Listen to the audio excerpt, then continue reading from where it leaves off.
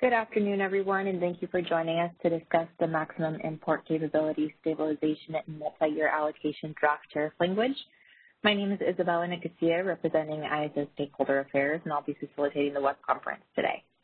I'm also joined on the line by Jordan Pinyas, Catalin Mixa, Ibrahim Rahimi, and Jeff Bellington. The draft tariff language that we'll be discussing during today's call is available on the initiative webpage on the California ISO website. Today's call is being recorded, and the recording is for informational and convenience purposes only, and any related transcription should not be reprinted without the ISO's permission. We will be taking questions throughout the call today, and you can enter the question queue at any time by pressing #2 on your telephone keypad. Just like to remind everyone to please introduce yourself before asking a question. And so with that, I will hand it over to Jordan Pinyas. Thanks, Isabella. I just wanted to kick it off here. I'm Jordan Pinyas, Senior Counsel with the ISO. Thank you all for participating in this call today, and I want to let you know that we have received the comments that were filed last week, and we have not had an opportunity to fully review those and post responses at this point before the call, just due to the holiday and everything that's gone on the last week. But we are looking forward to responding to those in writing by midweek this week, hopefully Wednesday. We'll get those out. I do want to note kind of just a couple other housekeeping items before I pass off the actual explanation of the tariff changes to Catalin Mixa. Just as far as things go, we're going to go through the actual tariff amendments today, section 40.4, 1.6.2, and then the definitions as well. And we are not planning to go through the BPM changes in detail. We did provide those early on in this process as a backup because it is, I think, important reference material for the tariff changes that we're pursuing. But we are just planning on going through the tariff changes today as we would with a normal tariff clarification or tariff modification process. So that is the plan for today. And with that, I'm going to pass it off to Catalin in order to go through the tariff provisions and answer any questions on those. Good afternoon, everybody, and thank you for joining us. This is Catalin. I'm going to be going line by line through the changes, and I'll be stopping off in case you have any questions. The first two changes you see right in front of you, these are just cleanup items, leftovers from the 2005 era. Those are not needed anymore in the ISO tariffs, so we're just taking them out, these first couple of changes here.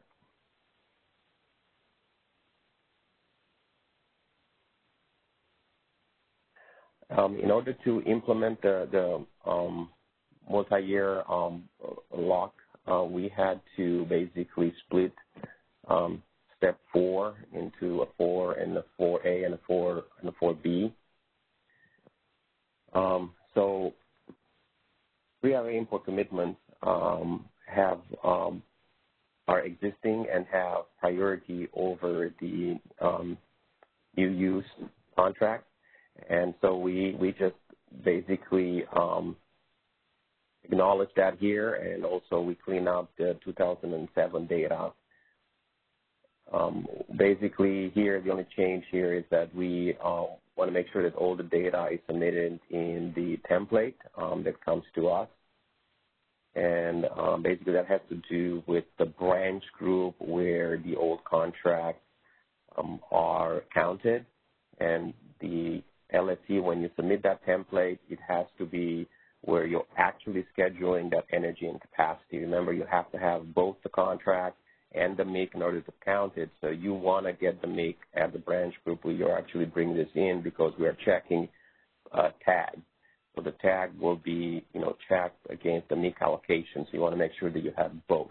So this is just a clarification about that part, and cleanup items regarding the 2007 language that's not necessary anymore.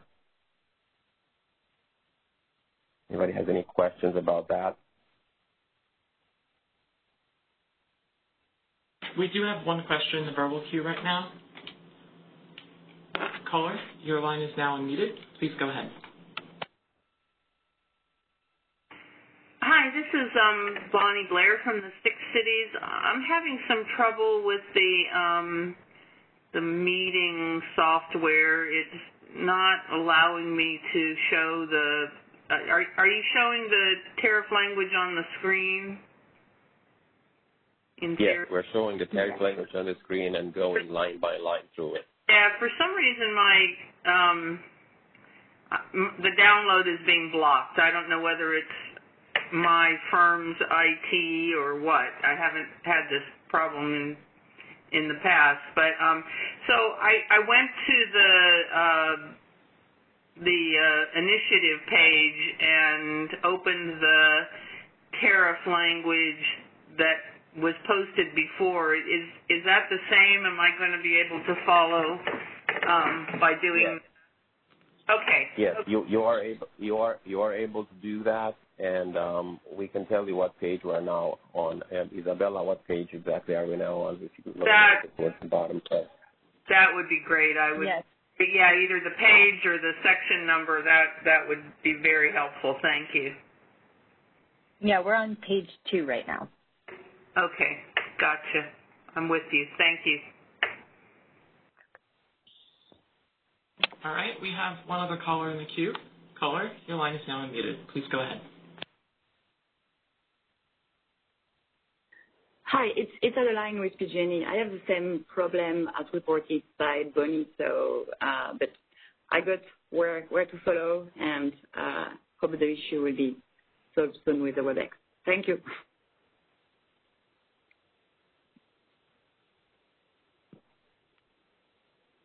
Thank you.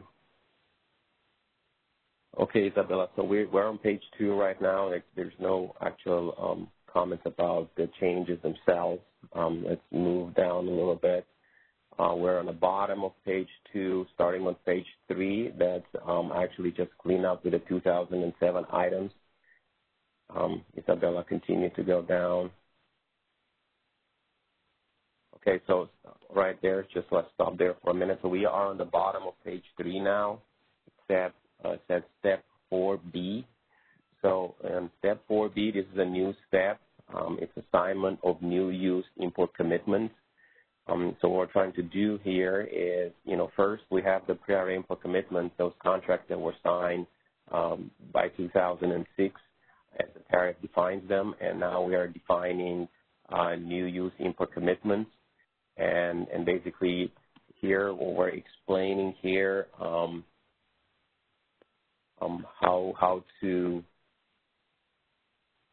how you will be receiving allocation for that. So, of course, first you have the ETCs and TORs, and second, those are in earlier steps. Then in step 4A, you have the PRM commitments. And then if you have any more room, then you get to assign import commitments in 4B. And these contracts do have to meet all the tariff and the BPM requirements. And if you do have all of the above, if you actually do have ETCs, TORs, and now you do have new import commitments, unless you prove to us that it's not possible, we will assume that your new import commitments deliver over the ETCs and TORs, just like currently we assume that if you do have pre-RA import commitments, they do deliver over your ETCs and TORs. So everything is the same as today we have for pre-RA import commitments. We're just duplicating that to be the same for new import use commitments. Of course, the pre-RA import commitments have higher priority than the new use import commitments.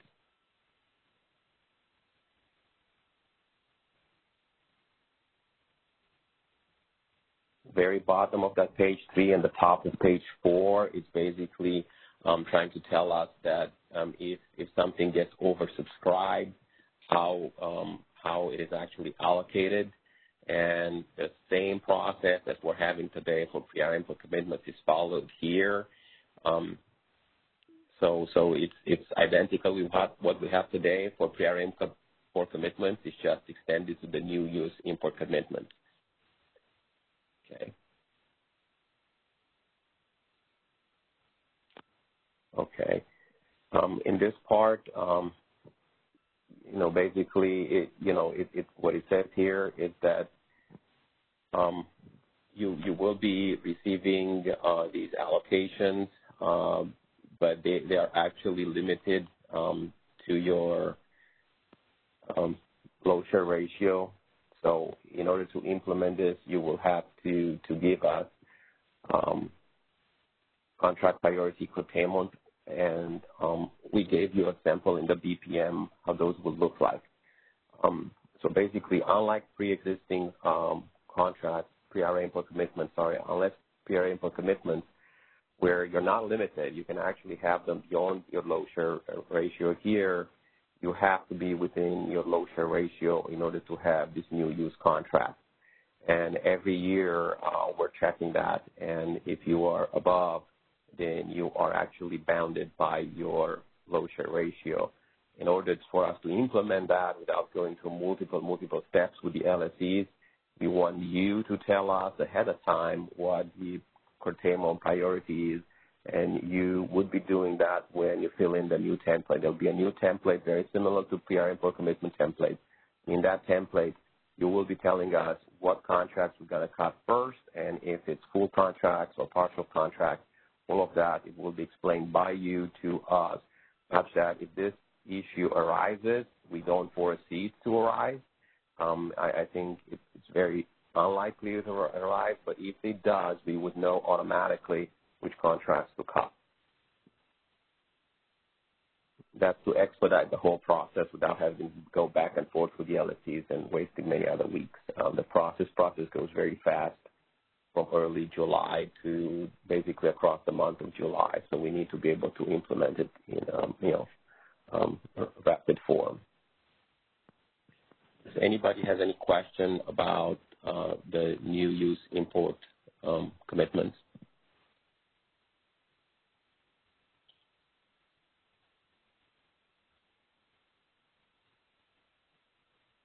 As a reminder, you can enter the question queue by pressing #2. We do have one caller in the queue so far. Caller, your line is now unmuted. Please go ahead.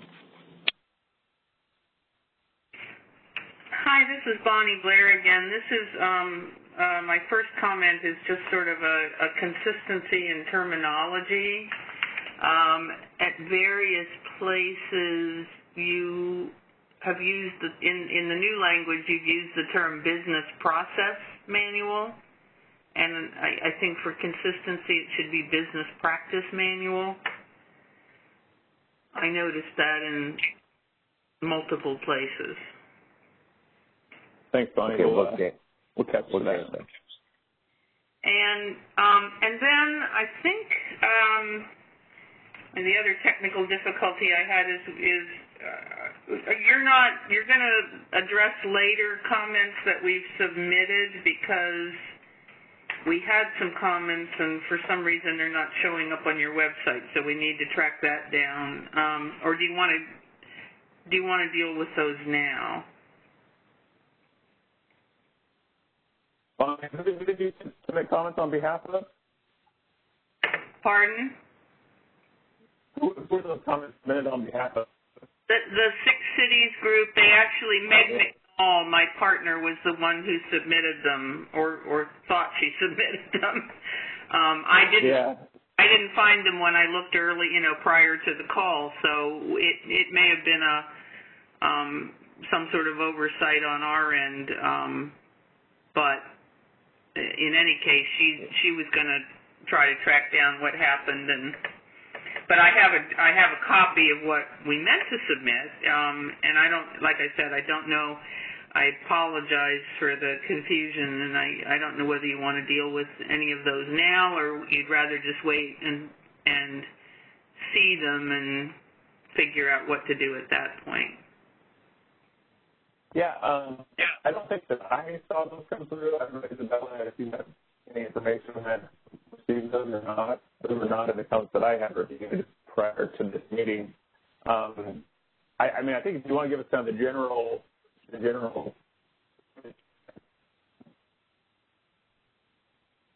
Yeah, it breaks up a bit. Yeah, it sounds like that to me too. Yeah, Bonnie, this is Cattle, and we, on our website, we only have comments from Direct Energy, PG&E, and Southwest Power Group, we don't have yours. So either they were not submitted or they were not received yet, or they're someplace in transit. You want to give us kind of a heads up about that now, or you want to submit them first and then we respond in writing as we will respond in writing to all the other ones? Whatever works best for you. I hate to kind of hijack the discussion with points that you haven't had a chance to see, but some of the terminology, I guess we had two substantive comments on 4.6.6.2. 4.4.6.2.2.4, and I'm not even sure we're there yet. That's on the bottom. We're going to get there. We have a long way to get there. Okay. That's a new section. Okay. Okay, so I'll wait on that one. But one point we had was the use of the term curtailment.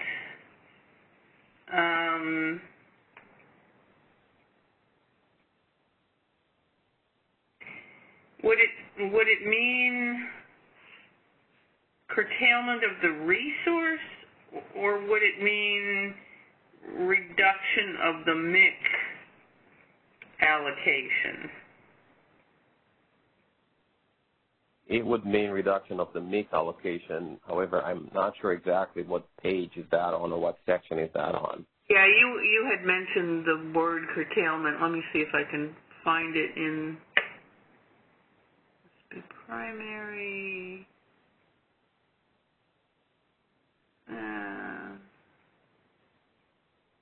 To the extent.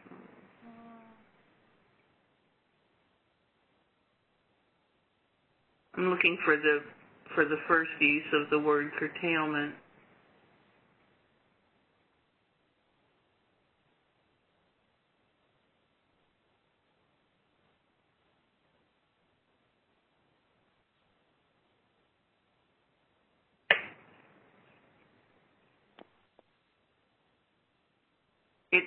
It may be later. You used the word in your description of the various steps. So I think it's in that final section at the end. Okay. Okay, good. Thanks. Sorry for That's okay. getting out of sequence here.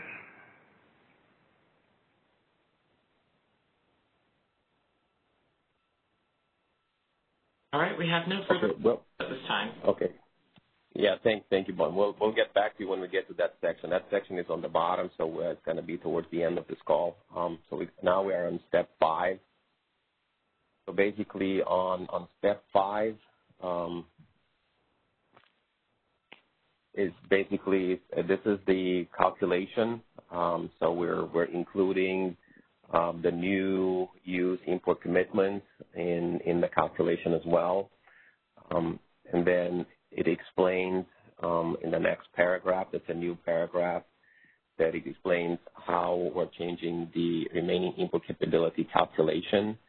If you remember from our discussions before, this was in order to more fairly allocate the amount of megawatts that certain LSCs have filled in with pre-RA import commitment that is beyond their load share ratio. That amount actually comes off the other load-serving entities and currently is done in a quite not so equitable manner. So this change has to do with having more equitable division of those megawatts among the remaining LSCs. So this is what this section, step 5, the new language provides here. In the BPM, even though we're not going to talk about the BPM, there's a lot of details. If you want to know details and exactly how that's done, it was in our previous paperwork, and in the BPM you can see with examples and more details about how that is done. This is just the language to explain how that will get done. Isabella, if you could go down a little bit.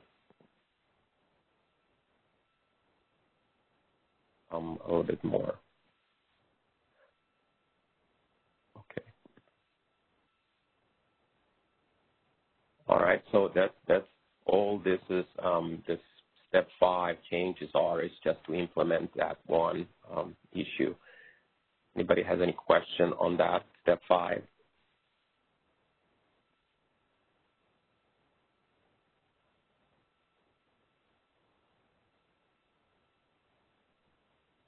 We have no questions at this time. Thank you. If not, let's continue down to the next changes. So the next change is in step 6, where we actually have to give you the amount of new import commitments used. So basically, the step 6 and step 7 are going hand in hand.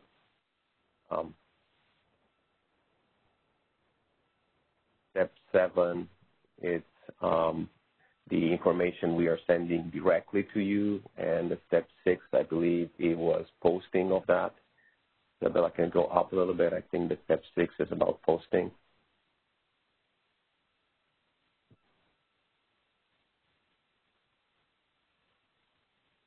Yeah. Yeah, so this is basically to just provide transparency for everybody. I believe everybody agrees that the more transparency we have, the better it is. So step 6 has to do with transparency.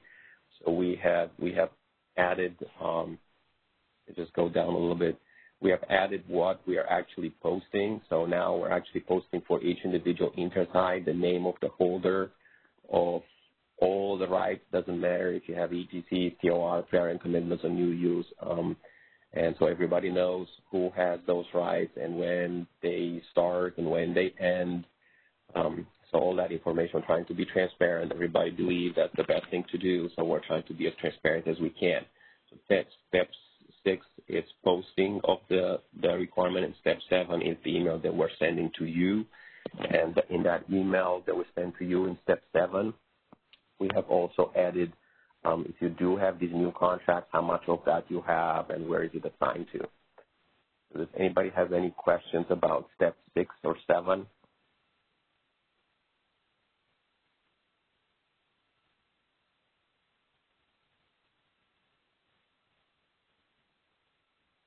There are no questions in the queue right now. Okay, thank you. Step 8 is just cleanup from 2007, 2008 data.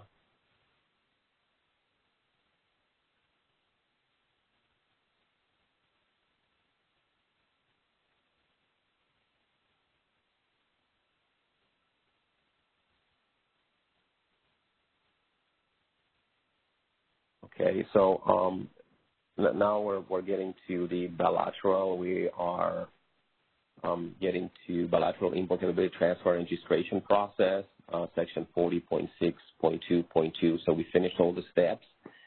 So basically here what we're adding here is, of course, if you get these new use import commitment capability, should be able to do everything you do with the other ones, should be able to do with this one. So we're just adding the words that, if you do have capability based on these new contracts, then you can do whatever everybody else is allowed to do with their right. You can go down a little bit, Isabella.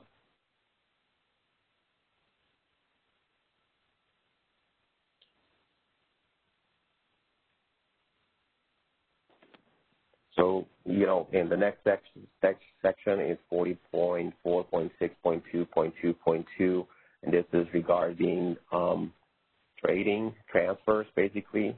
We're just adding new use import commitment capability, just so you can do with that whatever you're doing with all the other NIC you received, no matter to what means. Once it's yours, you can do transfers and trading as you would do with all the other ones. Let's keep moving down.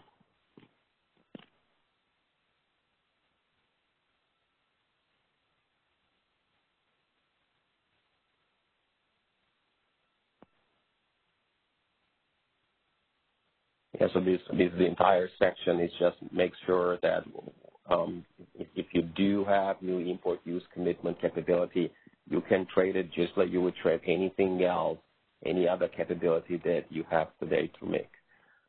Does anybody have any questions about trading? We have no questions in the queue at this time. Thank you. Move down. Okay, so this is the new section that I think Bonnie was talking about. So this is 40.4.6.2.2.4, and this is reserving import capability as new use import commitments. This is totally new because here we are talking about these new contracts, what would it qualify and whatnot. And so on this section, everything is new here. I mean, I can go read it, but I think you guys have a copy of it. So basically, here it states all the conditions, and it refers actually to the business practice manual as well. And if we did make a typo, we'll change that typo. Basically, you have to meet all the conditions in the tariff and all the conditions in the BPM in order to qualify as new import commitment. And once you qualify, you're in, but you have to meet them all. And here they're just listing some of the requirements, and then there is more in the business practice manual.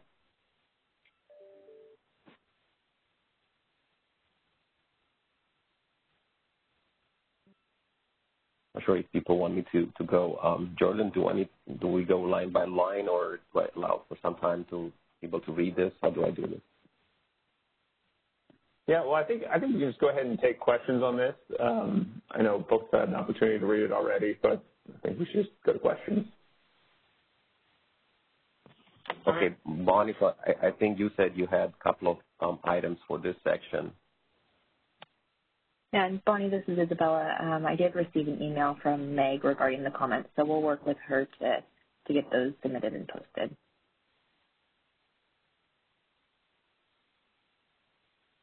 But as a reminder, you can enter the question queue by pressing #2. And Jayla, will you let us know if anybody enters the queue? Yes, we have 4 callers in the queue right now. First caller, your line is now unmuted. Please go ahead. Hi, this is Bonnie. I thank you guys. So we had 2 points on this section. First, the use of the term curtailment we thought was kind of confusing because it almost sounded like sort of a resource curtailment as opposed to a reduction in the MIC. And so for clarity purposes, we think that, let's see, looking at the paragraph that starts with a new use import commitment reservation can extend, I don't know what page that is. There aren't any numbers. We are right there. Keep going. Yeah, right there. Okay, good. So maybe instead of contract priority curtailment order, it might be contract priority reduction order, or something other than curtailment, because curtailment begins to sound like it's applied to the resource as applied to the MIC allocation. Yeah, this is Jordan. Bonnie. Yeah, I agree. I think that makes sense. We can look into changes along those lines.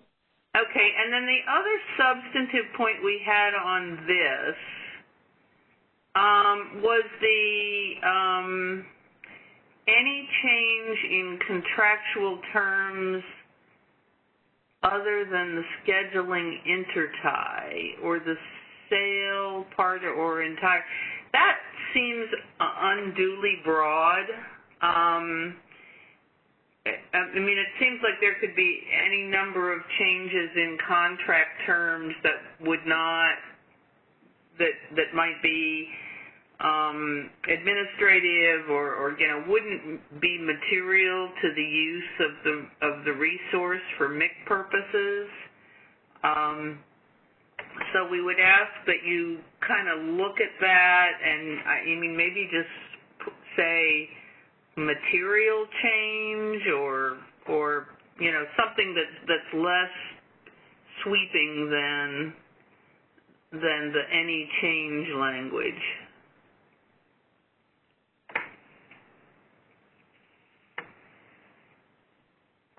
Okay, I do see what you're saying there. We'll have to think about that one a little bit more, but I get your concern.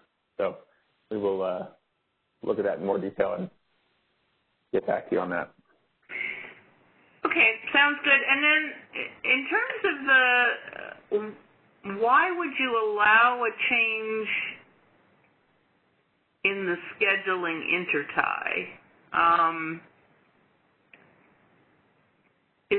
Is MIC, maybe I'm mixing up. Is a new use import commitment reservation assigned to a particular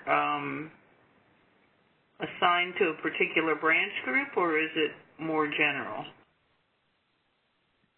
It is. This is Catalin. Thank you, Bonnie. Yes, the reservation is at a branch group level. The fact that you have the contract is what's giving you the priority. And then in the year ahead time frame, you fill in a template, and you're telling us in the template what branch group you want it on. Now, I can tell you from past experience, people had pre-RA import commitments, these very old contracts from 2005, and the majority never changed the scheduling point, but at times, some people were forced to change scheduling points, not to fault of their own. So we tried to go around that and be a little flexible there.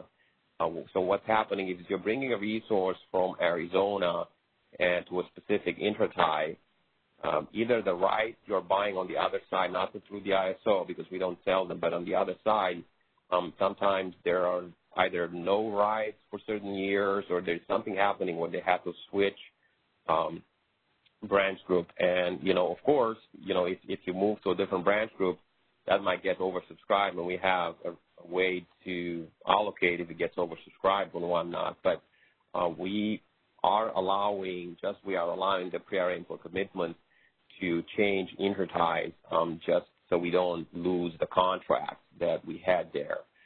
That was the reasoning behind it, because we saw that some of the pre-RA commitments actually this did happen in reality, where some of them had to change the scheduling point. They were forced into it by not fault of their own.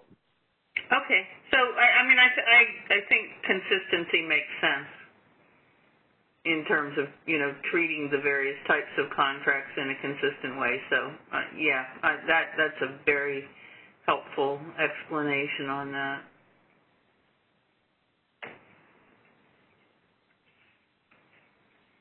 Let me just check our... All right. Moving on to the next caller. Your line is now unmuted. Please go ahead. Hi, this is Ellen Wolf from Mazzaro Consulting. I submitted some comments on behalf of Southwestern Power Group, and we had a number of them on this section, 3 of which I think are substantive, and I'd be appreciated the chance to talk a little bit about those. The first one has to do with this date at which the contract has to be signed, and I guess it's still a little confusing to me. One gets the ability to have a long-term MIC, but then doesn't actually have to lock it until during the year, or I guess I'm curious how you can get this MIC when you're signing a contract within the applicable year.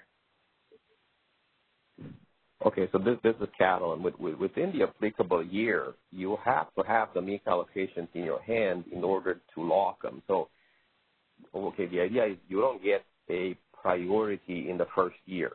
You get your allocations in the first year, and having your allocations in hand, you actually, this is what the whole section is about. You have to have those allocations on hand. You have to have those allocations in hand and then sign the contract by May 15 in order to lock them up. Now, If you lock them up, then for the next RA year, you get a pre-assignment on a branch group of wherever you had these allocations. So let's say you had them at Palo Verde, and so you achieved them through remaining import capability. You got some make allocations at Palo Verde. Now you're going to look for a counterparty. You find a contract.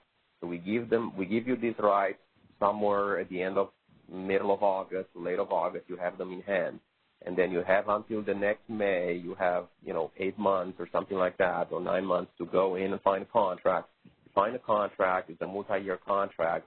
If you sign it by like May 15, now when you come in for the next RA year, then those you can put it in. You tell us you have this. We put you as a lock, and then you submit in the template for the next year that you have a new import commitment on this branch group. Therefore, you have priority. It's secondary after ETC, COR, and pre-RA import commitments, but you do have a priority versus everybody else who goes through the yearly process. That's how this is supposed to work. So the first year, you don't have a much higher priority than you would have in any normal year, but you would start having that priority in year 2, year 3, basically after you sign that contract, the next coming out of year, you'll have that priority. Okay, thanks. So I guess there are 2 questions I have.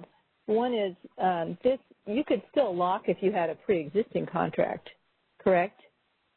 So signing by May 15th of the applicable RA year, if you signed one 4 years ago, you could apply that and get this lock, correct? Yeah, so what you're really asking me is you already have a contract. It was signed 4 years ago, and it meets all the new tariff and BPM requirements. Yes, you can lock it up. You still have to have those NIC allocations. You still have to have those NIC allocations in your hand, but you do have those NIC allocations in your hand, let's say for this year, for Palo Verde. You already signed your contract 4 years ago with a resource that meets all the requirements at Palo Verde, and you can start locking up next year, yes.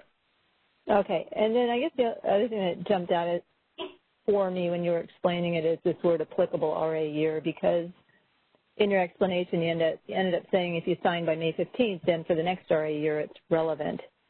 So I don't know. I don't have a fix for that, but I might just ask you to consider whether you can make that a little less ambiguous about what RA year you're referring to or what the applicable RA year would mean in that case.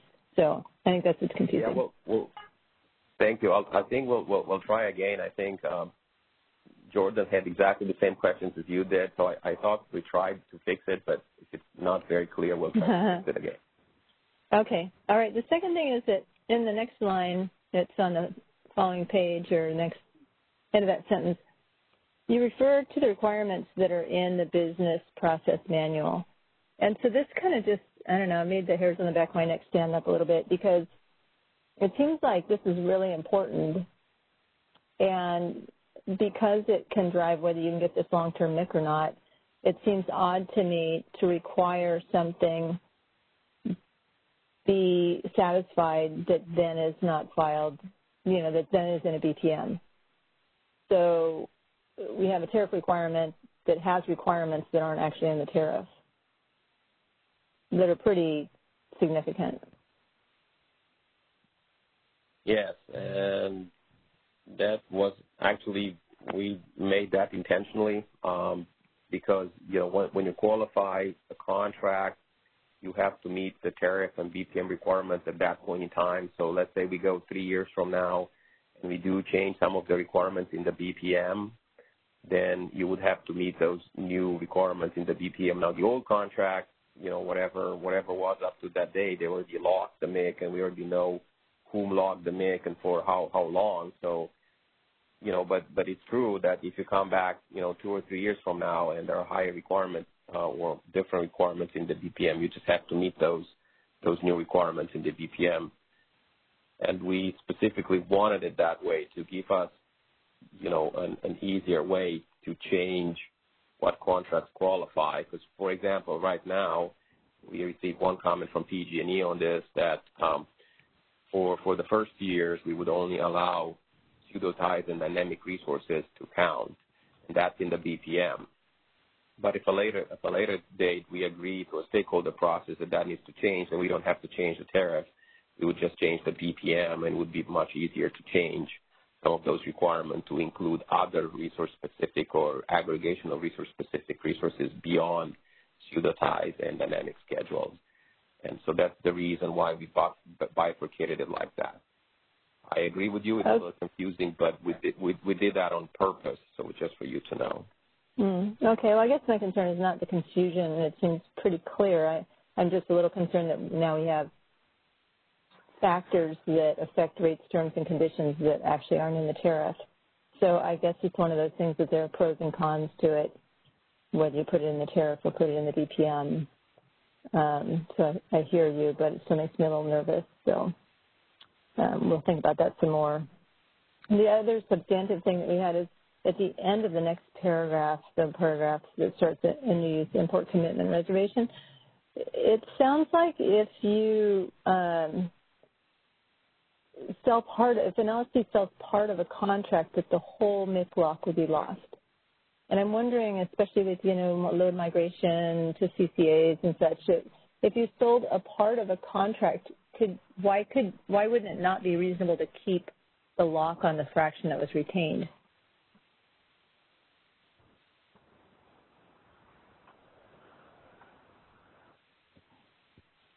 Yeah, because that's maybe it's a legal discussion. In my view, you don't have the same contract anymore. You just amended the contract. You sold part of your contract, so you amended the contract. That's kind of a new contract. So you can start the new lock again, but you would lose your old lock. I guess that's the idea. I mean, most people are selling contracts in either you sell it or you don't. I rarely see people selling half contracts, and if they do sell half contracts, I do believe that whatever is left is still a new contract. It's not the old contract anymore. Okay, all right. So, but if I had a contract as an LSC and then part of my load went someplace else and I executed a new contract with another LSC or a counterparty to trade around that main contract, then I could keep the lock. It's just the new party wouldn't get the lock. It seems like it's awfully rigid for an environment that's more dynamic than stable. Yeah, so the idea is that the new entrants, that's why everybody's limited to the low share ratio. So the new entrants, they will always get their make allocations, and since they don't have any contracts, especially when they start, they don't have any contracts, they can just, buy a contract from an old LSC. Okay, I'm buying your whole contract. Well, now, by them having their own rights, they'll have the right to lock that make on their own. You don't need to have the lock from the other LSC. Then we don't want to transfer locks from one LSC to another. We want the LSCs to lock it by themselves, and then the LSC, if you want to get rid of your contract, you just lose the lock. The new person can, so say, oh, now I have this contract. It meets all the requirements. I want to lock it down on my own. So we want the LSCs who actually are using them to have the lock, not to have transfer locks around from one LSC to another. Okay, I get your point, but it just seems a little bit of like a discrete requirement that could be harsh if the contract quantity changed in some way or something. But I understand your point. I'll get some more thought. Hey, Ellen, thank you. Jordan, just to follow up real quickly before we let you off the line. Your main concern is around the LSC that would be selling a portion of their import. Is that correct? That they would be losing that potentially? Well, that's what I'm thinking about, that if I was an LSC and I had a contract and I had a lock with it, and then for some reason I wanted to sell part of it, say my load went down or something, then I lose the lock that I had for all the rest. Okay. Yeah, that's how I understood your comment. So yeah, I think we need to think about that. And your load share, your load share provision sort of takes care of that in a way, because I would only get up to 75% of my load anyway, right? So if I sold off some of the contract, and you didn't take away my lock, it would still be capped by my load share. So I'm not sure why you need to make me abandon the lock entirely. I guess that's my point. Thank you. Yeah, I see your point. Yeah, thanks. All right, moving on. Next caller. Your line is now unmuted. Please go ahead. Hi, it's Adeline again with PG&E. Just a quick question going back on these two phases. First phase, like with only pseudo-tie and or dynamically scheduled resources to be able to lock MIC long-term. So Kathleen said earlier there should be something somewhere on these phases. I do believe this could be like reflected in this section 40.4.6.2.2.4, explaining that in the beginning there will be the first phase with the limitation of this contract be able to lock MIC, but there should be a second phase later on which should be defined somewhere. So if we can discuss about that. Yeah, this is Carol, and we can discuss about that. So I just want to let you know that the ISO intentionally made the language that we have here to allow for that flexibility. So we did told everybody that in phase one, only pseudo-ties and dynamically schedule will qualify. However, that qualification comes from the business practice manual. It's not in the tariff. The tariff allows any resource-specific or aggregation of resource-specific resources. So the reason we made it a little broader in the tariff so we don't have to go back and change the tariff. It's much harder to change the tariff. It requires FERC's approval. It takes a long time. So it was much easier to change the BPM. So that's why we put additional requirements in the BPM that are not in the tariff, and those are easier to change later on if everybody agrees they should be changed. I don't see the point why the tariff necessarily needs to talk about two phases. I mean, the second phase could come in a year or two or 5 or 10 or whenever everybody agrees that that's the right way to move. Yeah, so I think you have already in the tariff or some other section where you have this kind of, some provision in the tariff that are like in force for like a year or two. Then when you go to the DPM, it's actually also not quite clear that there should be or could be a phase 2 at some point. I understand the tariff is much more a process to get changed, but you can have like a language saying as an interim period, the phase 1 will start with such contract, and maybe give some like visibility on how the phase 2 will start. Should you do a kind of assessment of the use of, looking long-term with this type of contract? Eventually, if after 1 year or 2, there is not so much, MIC being locked for long-term, maybe it could be also a trigger to review the type of resources that could lock MIC long-term. Because it's not happier in the BPM as well. Yeah, thank you. We'll take it under advisement. At this point in time, we believe there will be a phase 2 only if everybody agrees there needs to be a phase 2. We don't believe there is an automatic phase 2. I think you're kind of acknowledging that there is an automatic phase 2. We don't think there is an automatic phase 2. But we can look into that. Okay, great. Thank you.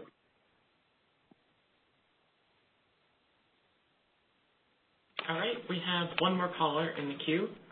Caller, your line is now unmuted. Please go ahead. Hi, this is Weizhou from AT.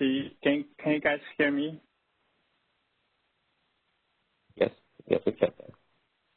Great, thank you.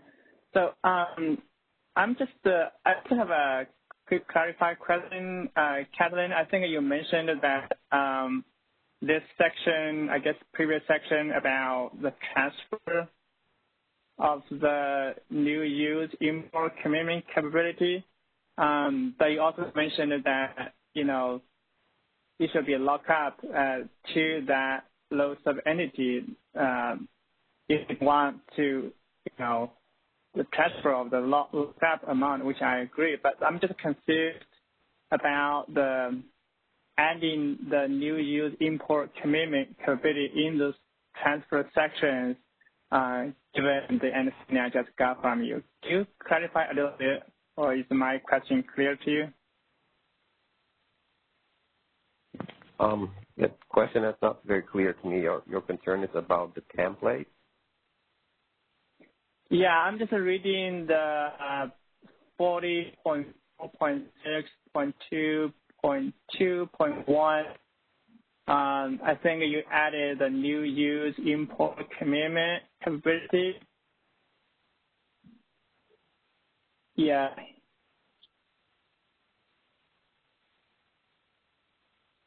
Okay. Yeah, I think in this section and also in the preceding paragraph or the beginning paragraph and this section, I think you added a new use import commitment capability. So if I just read the text here, will that new lockup amount will be transferable among the low sub-entities, or is that not allowed?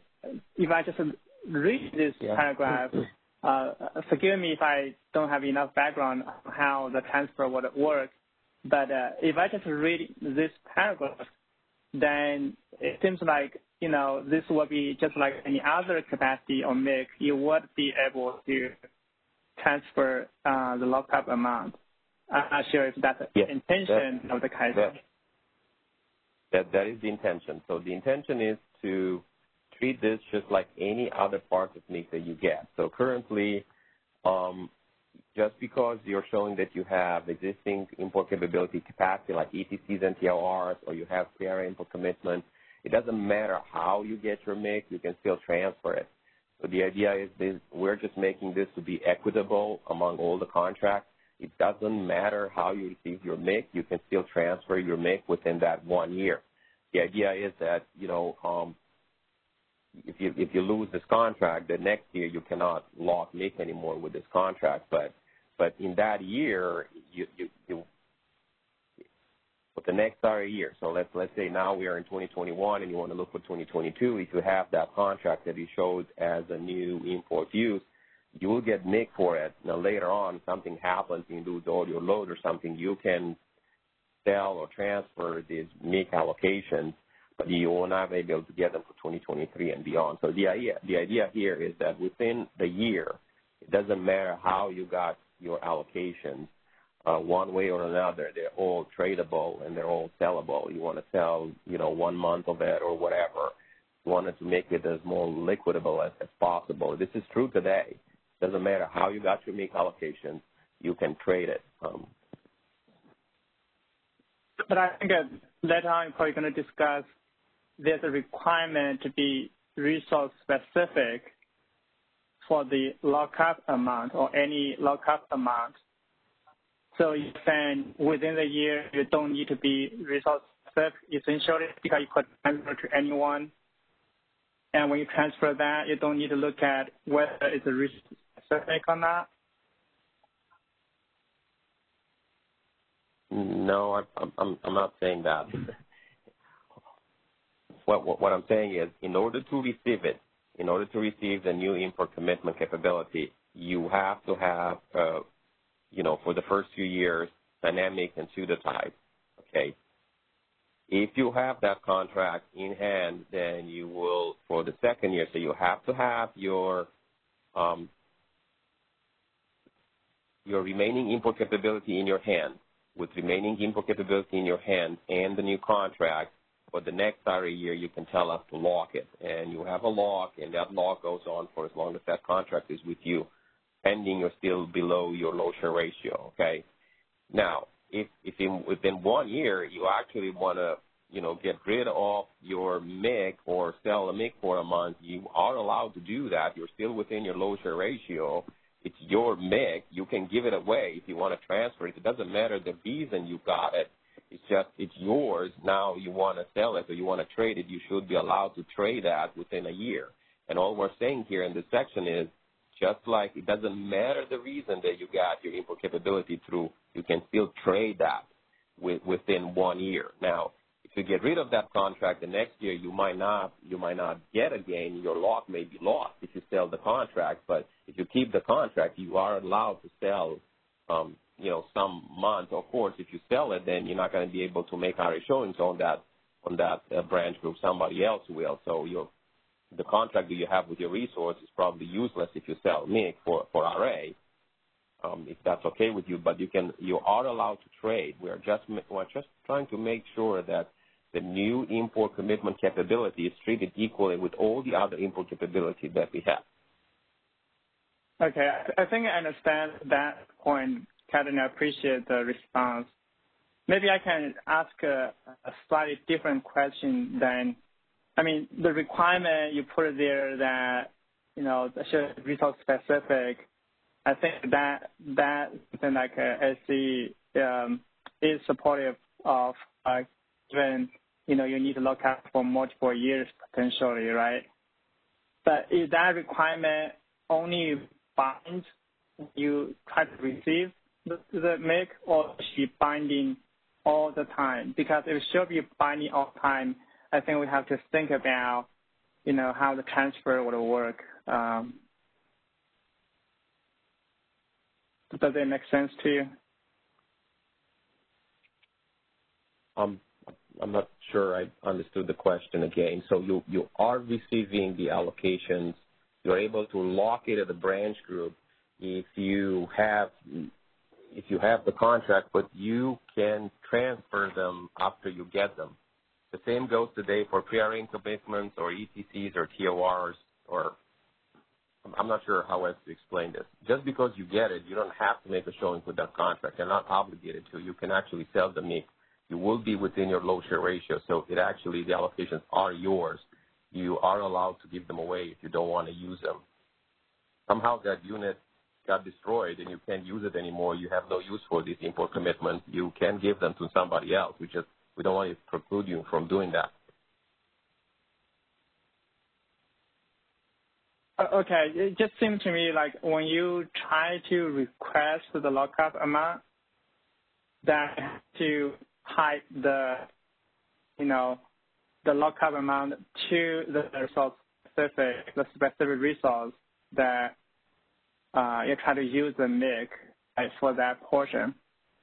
But then when you transfer it, you kind of, I don't know, do you transfer with the resource associated with it, or just the MIC amount?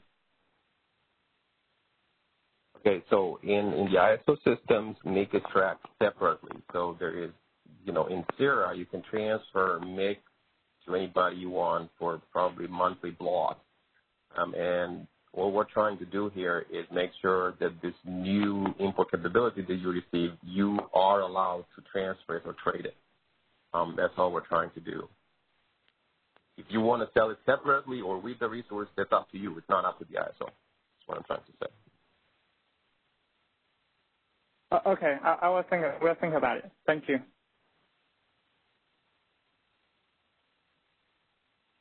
All right, that is all the questions in the queue at this time.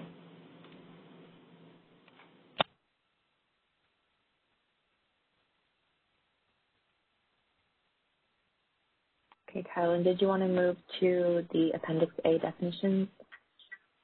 Yes, let's do that, Isabella. Thank you. Okay. Can you see it okay? Yes, thank you. So basically, in the definitions, we have to add two definitions. One, what is a new use import commitment, and the other, what is a new use import commitment capability, which you receive because you have a new import commitment. pretty straightforward.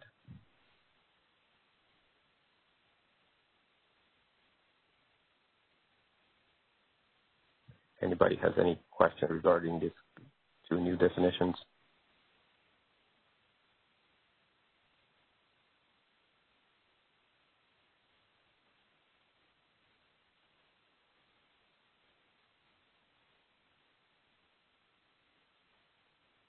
We have no questions in the queue at this time. Okay, and as Jordan stated at the beginning, we will not be going through the BPM changes. Those BPM changes are for you to look at because they're important, especially now that some of the tariff actually refined refers to the BPM. But we intend to take those to the BPM change process, so you'll have another shot of comments over there on those.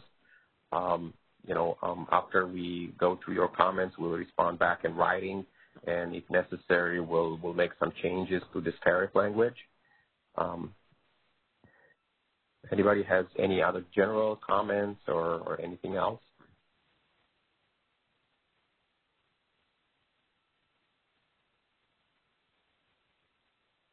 We have one caller in the queue. Caller, your line is now unmuted. Please go ahead. Hi, Caroline, it's Ellen Wolf. So are you going to put out a new version or just file this, or what's your process now? You've had this call, but you haven't actually had a chance to have the benefit of fully reviewing everybody's comments. Yeah, this is Jordan, Ellen. I think that we probably will put out another version of the changes just based on what we've heard today. I'd like to probably have another opportunity for stakeholders to look at it and comment again.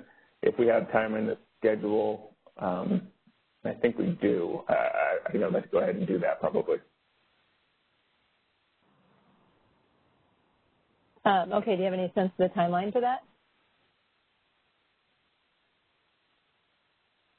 Well, I mean, I think like we're talking about the timeline for comments or responses to your comments, we're hoping to get those out in the middle of the week this week. I'd like to push this out fairly quickly, but I want to talk with Catalin before we commit to anything on this call. So I don't know, but we'll be fairly quick on the turnaround, I think. Okay, thank you. That's all. Sure.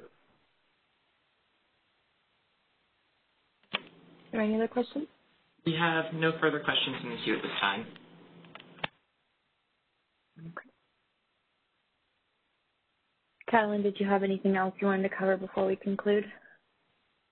And thank you very much, Isabella, for all your help. I'll let you take this one. All right. Thanks, Catalin and Jordan.